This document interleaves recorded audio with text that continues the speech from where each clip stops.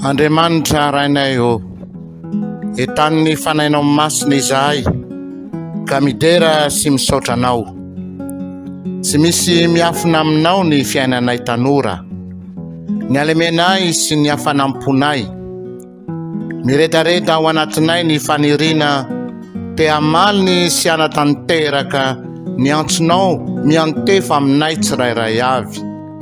Araka ny fanentanan'ny Papa Joany Paul faharoa manao hoe: miezao tanora tia vavaka, mandray andraikitra, mahay miafy sy mifampizara, tsy hivily amin'ny lala mahitsy, ho tanora apôstôly ny tanora.